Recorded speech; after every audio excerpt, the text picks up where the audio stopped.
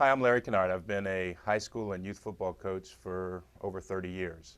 Began coaching high school football when I just got out of college, and then once I had children of my own, I decided to get involved coaching football on the youth level. And what I learned was there's really not that much difference. Certainly the teams are smaller at the youth level and the kids aren't nearly as big and athletic, but the basic fundamentals and how you teach them and how the game is conducted is pretty much the same. For the past couple of years, I've been the youth football coordinator for USA Football. USA Football provides coaches with education online, especially for young coaches that may have not been coaching before, and also offer things such as an online drills playbook, an online drills library, playbook, and practice planner. Today we're going to talk about the 4-4 defense, which I ran at the high school level because we were a little undersized and overmatched in our district, and we felt like we needed to be a little more aggressive on defense and get after it. And I used that same defense for a bunch of 7- and 8-year-olds several years later, and it had the same amount of success, so I hope you enjoy this.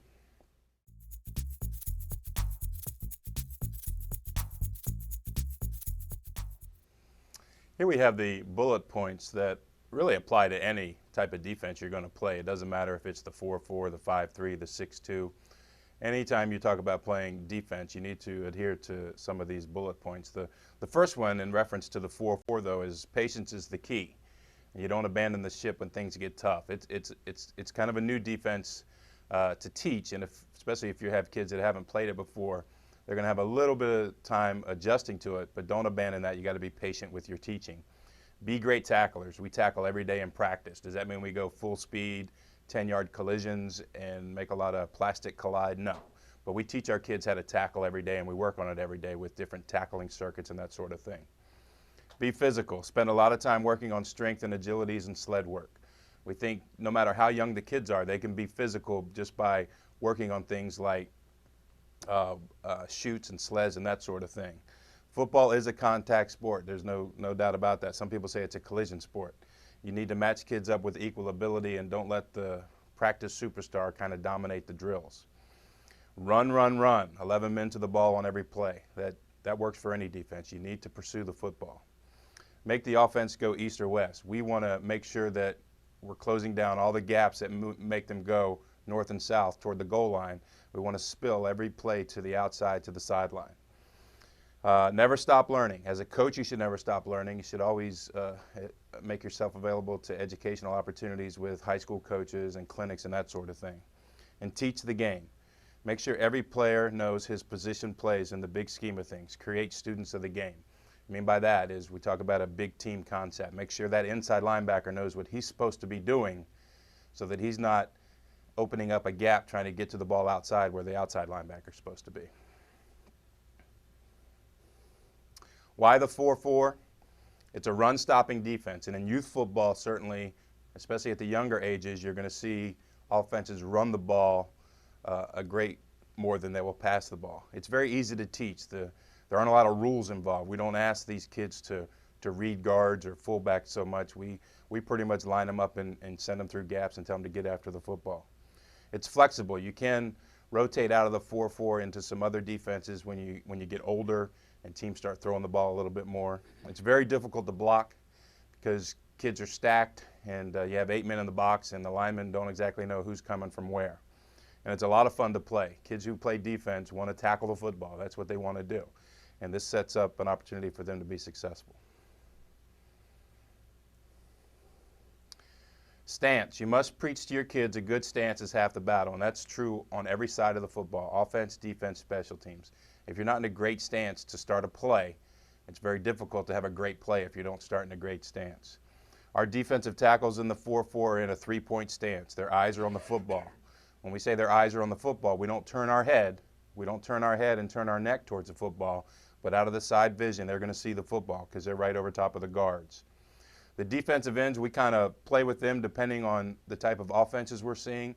We'll either put them in a 2-point linebacker style stance or a 3-point stance. Their eyes is on the man in front of them. Okay, when he moves, they move. Linebackers, 2-point stance. We want them to be relaxed but ready to go. They're on the balls of their feet, their hands are out, and their knees are bent. You don't stand straight up, and you're not in a good position to move if you're standing straight up. Defensive backs, the two corners and the safety, they're in an athletic position, 2-point defensive back stance, knees bent, eyes on their keys. The base alignment in the 4-4 is the defensive tackle is head up on the guard, and that's called a 2 technique in football. The defensive end is head up on the tight end, and that's a 6 technique. The outside linebackers are stacked right behind their defensive ends. So I have a defensive end head up on his tight end, and directly behind that defensive end, I've got a linebacker stacked right behind him, not shaded one way or the other. It's just a straight stack. The inside linebackers are stacked on the defensive tackles, same technique. They're stacked right behind them. The corners are 3 yards by 3 yards off the defensive ends. If they have a split or a flanker, if they have a player that's flanked out away from the formation, they're head up on that. They drop the 3-by-3 rule, and they're playing head up on that outside receiver. The safety is 10 yards off the ball and typically is centered on the football. Now, if the football is on the hash mark, we're not going to center him on the hash mark because he's given up half the field. We're going to drift him a little bit closer to the middle of the field, but typically he's centered on the football. The front 8 are paired. Okay, so we number our pairs basically from left to right as I'm looking at the football. If I'm the defense and the offense is facing me, my left defensive end and my left outside linebacker are number 1. Okay, and then we just go straight down the line. The defensive tackle and the left inside linebacker are 2.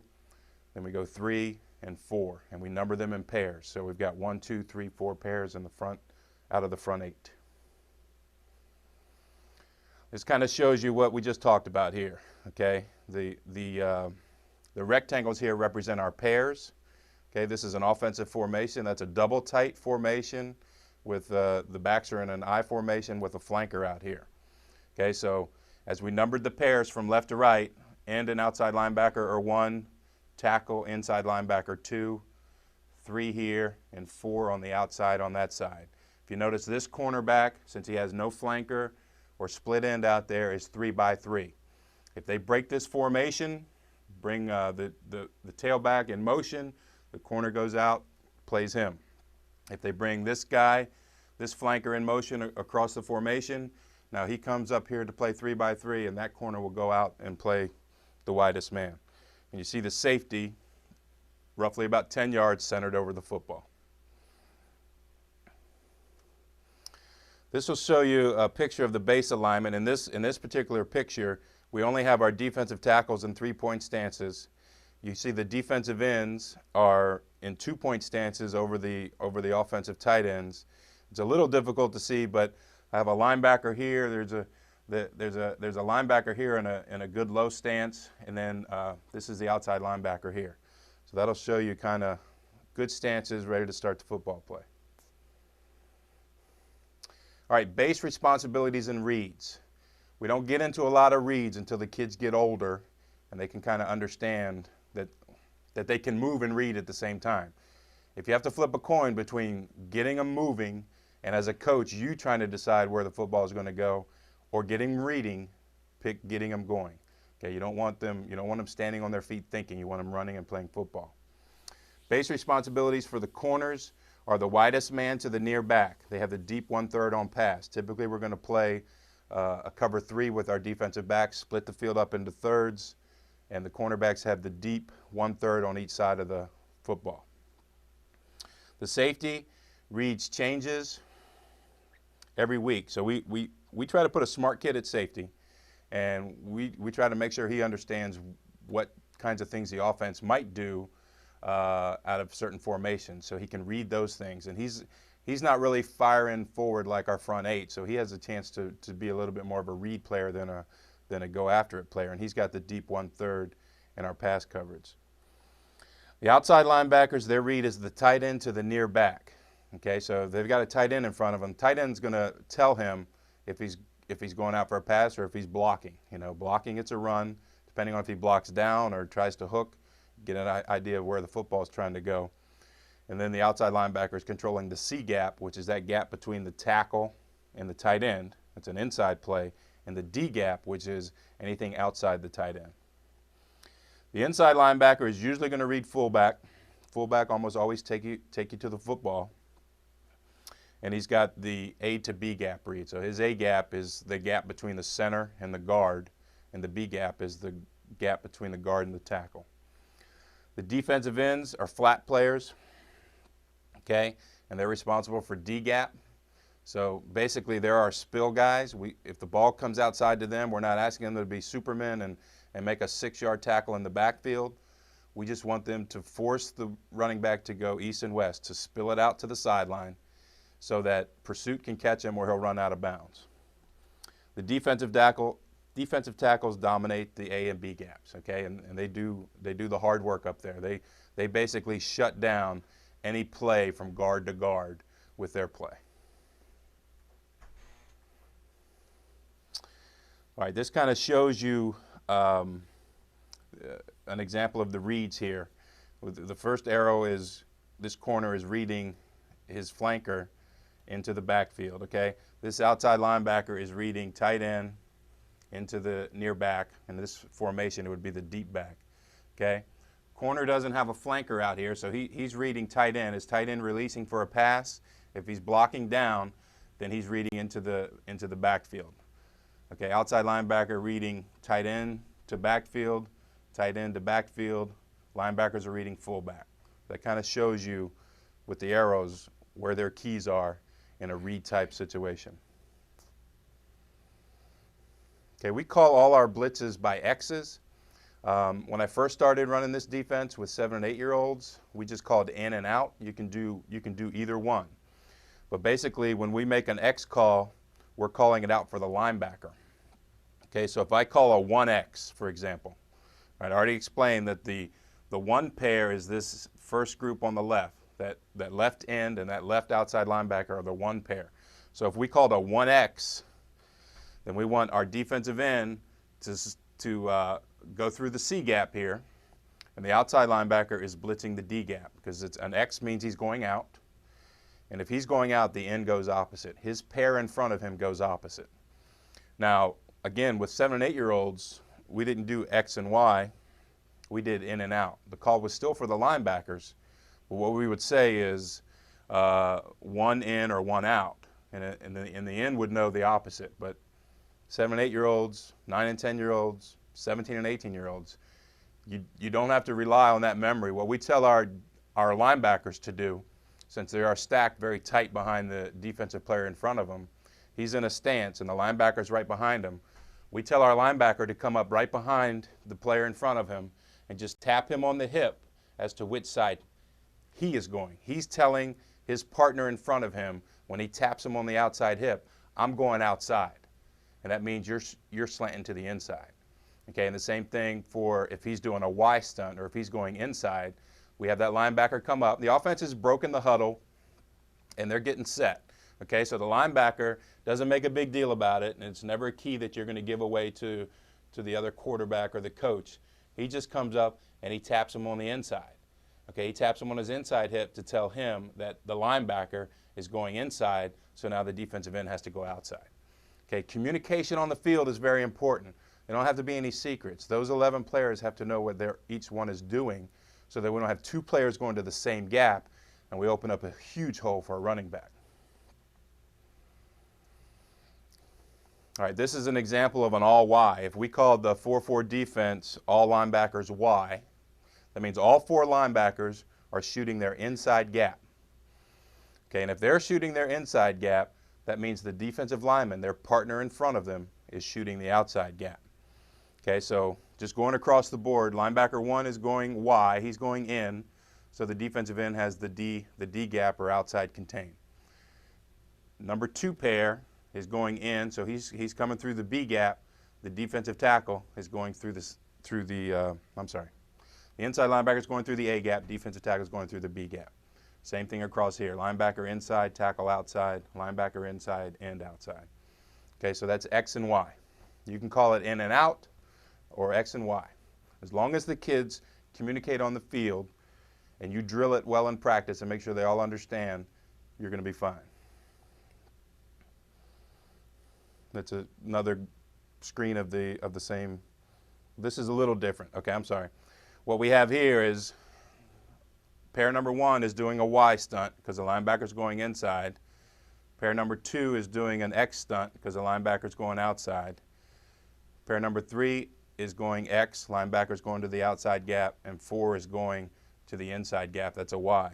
So the way we would call that is we're running a 4-4, 1 and 4 Y, okay? Linebackers 1 and 4 are Y, linebackers 2 and 3 are X. So it's 1-4 Y, 2-3 X.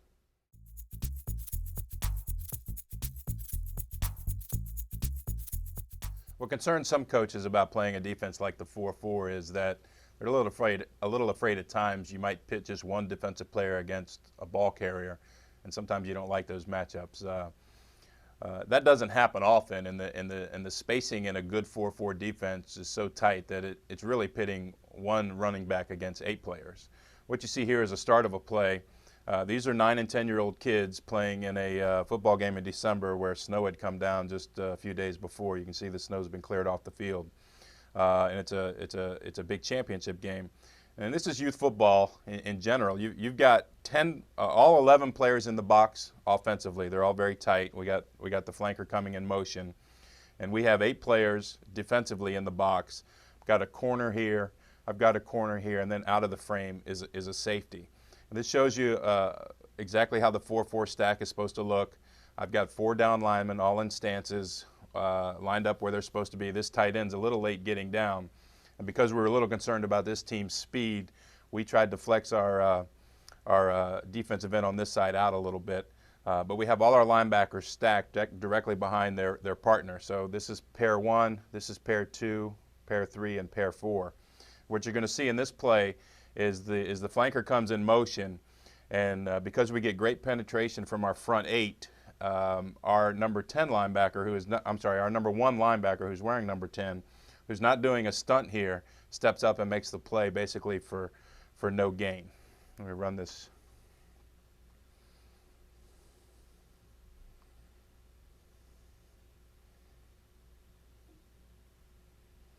Okay, you see that we didn't have either outside linebacker stunning, number 1 and number 4. This linebacker here are not stunning. They're not doing an X or a Y. We've got stunts going on with our front 2 and 3 pair, and then the defensive ends are just coming hard through the C gaps there. And number 10 steps right up, makes a tackle, no gain on that play. Okay, the title of the PowerPoint for this was 4-4 defense set the tone, and we think that the 4-4 defense really can kind of dictate the tone of the game because it's very aggressive. It's very much a kind of getting after it defense. It kind of dictates to the offense what kind of plays they can run or not run. I'm going to show a 3-play sequence here. The ball game has just started. We've just had the opening kickoff. There's 9:42 left on a 10-minute clock there. Both teams in this video were undefeated. Both of them were 5-0. The team in the dark jerseys, very fast football team, scores a lot of points. And the team in the white jerseys comes out in their 4-4 defense and really sets the tone on the opening 3 plays as to the kind of defense they're going to play that day. What you'll see first is the defensive coordinator did a great job here because he kind of knew that the offense was going to come out in a full house backfield and basically just try to power the football between the tackles. And so he comes out in his 4-4, and then he brings everybody up, and we're sending 8 players here, and the inside linebacker here is running free and makes a great play in the backfield. So right there, you see the defense all comes up. We got everybody in the box here. This is their first play from scrimmage. They want to send a message offensively, and the defense sends a different message here by making a big play in the backfield. You see he comes free, and because they work on tackling every day, makes a perfect form tackle right there, and it really excites everybody in white here, and everyone in blue just kind of drops their head. Okay, so they've set the tone right there, the first play of the football game, as to what kind of day it's going to be for the blue team. And we're going to huddle up here, and now we're looking at 2nd down and about 12. Still in our 4-4 here.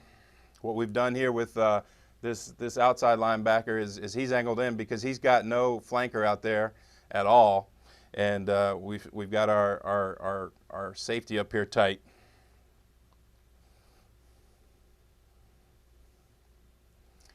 And running back tries to bounce it. They're trying to run off tackle here. Okay, the first play they tried to go between the tackles, nothing there. So now they're trying to go off tackle with two backs leading. Okay, and that outside linebacker really squeezes down, and the back tries to bounce, and we have a great tackle here by the defensive end and outside linebacker on that play. All right, setting the tone. The white team is still jumping up and down, slapping each other on the helmet, and the blue team is now looking at 3rd down and 15 or 14. It's not even in the screen there. This is an example of spilling the play to the outside. They're running pitch here. Very fast football player there. We're spilling all the way to the sideline on that play. If you notice, we've got a bunch of white hats running to the football. We work on pursuit drills a lot with this defense. We want guys getting after the football. They're all coming. If we miss that tackle there and he turns the corner, he's still not going to get a 1st down because we still got more white helmets coming across the line of scrimmage to make the tackle. This is how the 4-4 defense can really set the tone and make the offense feel like it's going to be a long day. Okay, let's show some video examples of spilling the run. Spilling the run is, again, and this is a concept that a lot of coaches have a hard time grasping. We want to spill the ball to the sideline, okay? A lot of coaches believe you want to force the ball back inside. We don't believe that. We want to spill the ball to the sideline so they run out of football field to run. Okay, we're not giving up any alleys. We're not letting him turn the corner and run down the sideline for touchdowns. We're spilling the football east and west so the pursuit will always catch up to it. And if he does try to cut back, we're there. Okay, but we're not opening up any lanes by spilling it because we're always maintaining outside leverage and forcing that running back to the sideline. Show you examples of that. We're going to show you examples of just good ball pursuit and hustle, and how we always have 11 helmets running to the football. This is a little toss play to the outside. They run a little motion with their flanker to try to seal the edge. Okay, and the running back runs a long time and does get his shoulders squared getting upfield, but he still gains only about 1 yard here.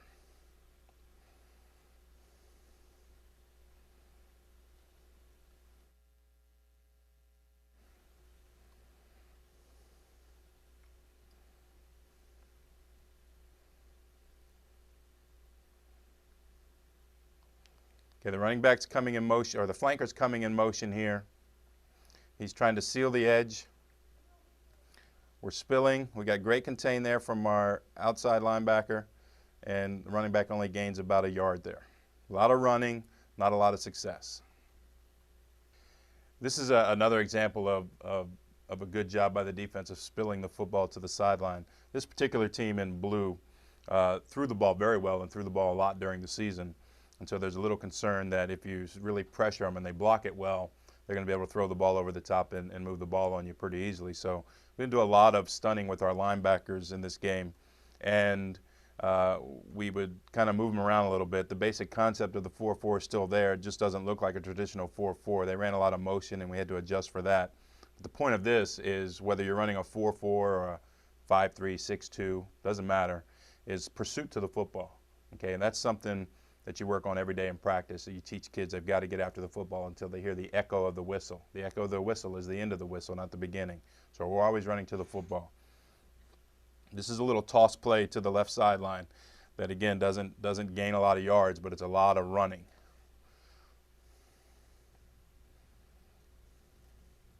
You see number 10, who's an outside linebacker there, takes on the lead back with outside leverage. He doesn't get hooked. When he takes on that lead back, he basically drives the lead back into the running back and forces him to spill it a little bit wider. And we basically knock him out of bounds after only about a gain of 1 yard. This is a two-play sequence. It just shows great ball pursuit by the defense. Again, forcing the running back to not turn his shoulders and get square and get upfield.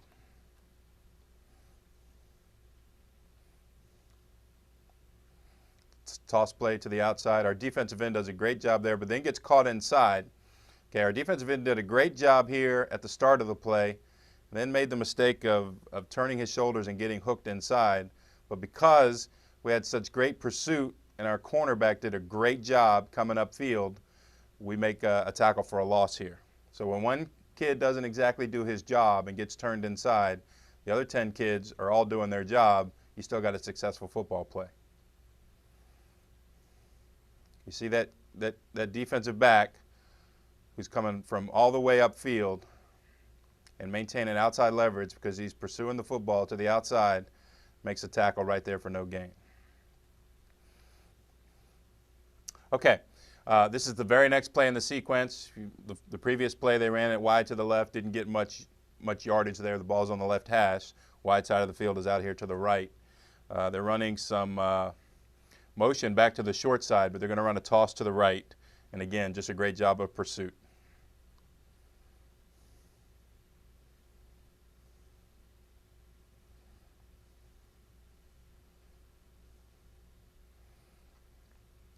It's a great job because you can't see it in the frame.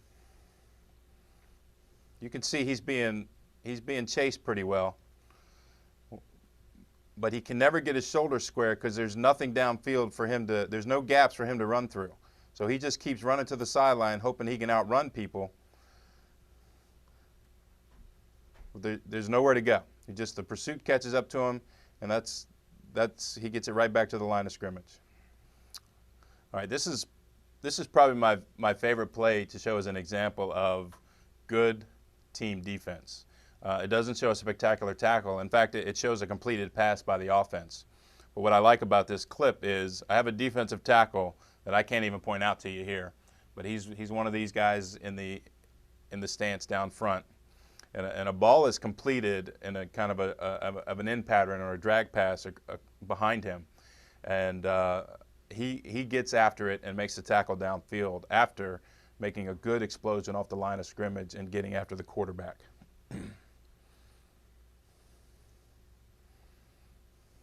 So we're getting pressure. Now the ball comes downfield.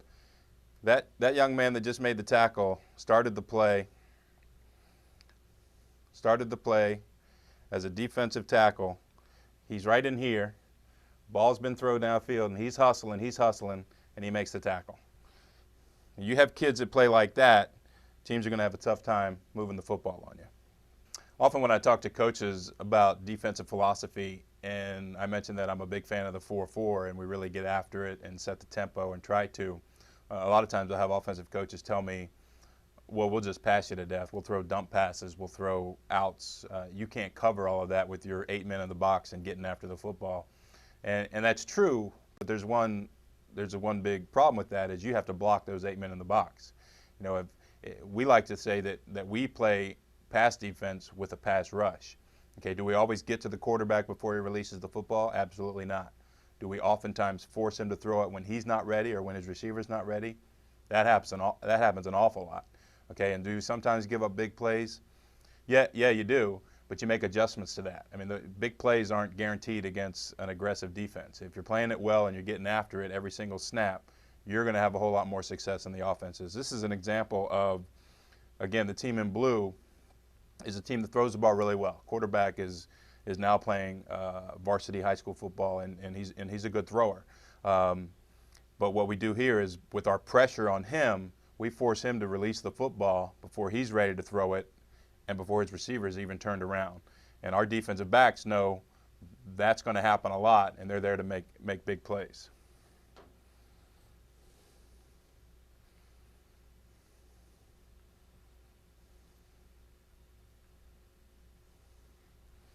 Okay, as you see right there, they were trying to run a little, they brought their flanker in motion, and then they were just trying to run a little wheel route with him where he basically comes out and rolls up the sideline here.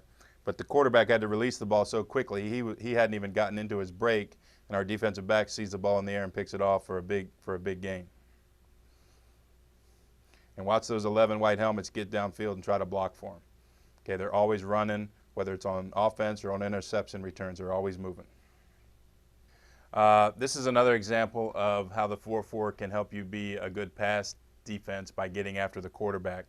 Again, this is a big championship game in December. You can see it's a great picture because you can see it's about 4th down and 8. Okay, and I know for a fact that this is late in the football game, and the team in black is clinging to a 6-point lead here. The quarterback of this team in white is a tremendous athlete, just the best athlete on the field, and make your heart stop when he starts to escape and move around in the backfield.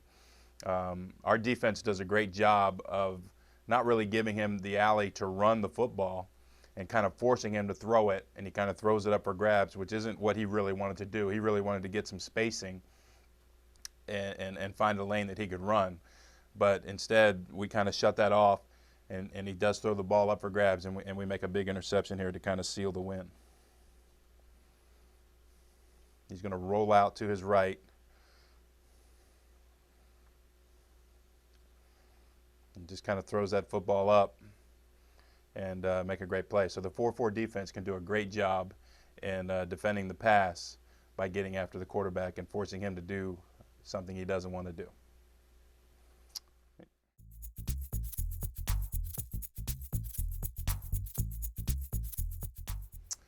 With the trend in football, especially on the offensive side, going towards a more wide open spread type attack, using a defense like the 4-4 where you kind of dictate the tempo to the offense can really give you a big advantage. Don't be afraid of the high risk, because more often than not you're going to result in the big reward. If you have any questions about this, feel free to email me at my contact info, and I'd be happy to answer them. Thank you.